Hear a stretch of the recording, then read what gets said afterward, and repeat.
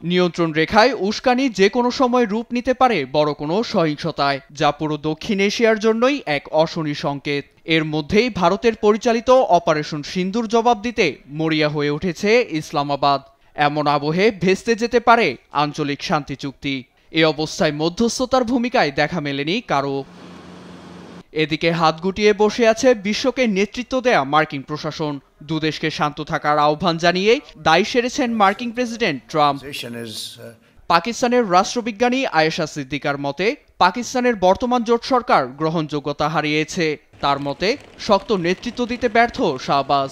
এতে প্রতিরক্ষা ও প্রত্যাঘাতের জন্য সেনাপ্রধান আসিম মুনিরের পারদর্শিতার উপর নির্ভরশীল হয়ে পড়েছে সরকার, যা উদ্বেগের মূল বিষয়। কারণ আসিম মুনির যতটা দক্ষ ও বিচক্ষণ, ততটাই আগ্রাসী। নির্দেশ আসা মাত্র হামলা চালাতে প্রস্তুত আসিম মুনিরের সেনারা।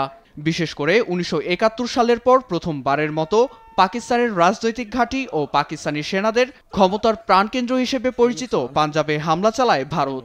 50 বছর পর এই প্রদেশটিতে ক্ষেপণাস্ত্রের আঘাত অনেকটা পাকিস্তানের হৃৎপিণ্ডে আঘাত করার মতোই, যার যোগ্য জবাব দিতে দফায় দফায় বৈঠকে বসছে শাহবাজের জোট সরকার।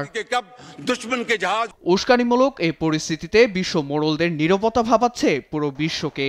বিশেষ করে গেল 75 বছর ধরে পাকিস্তান ভারত উত্তেজনার সামাল দিয়ে আসা মার্কিন প্রশাসন যেখানে চুপ, সেখানে দুদেশকে পূর্ণ আগ্রাসন থেকে দূরে রাখতে কারা এগিয়ে আসবে তা নিয়েই বাড়ছে উদ্বেগ।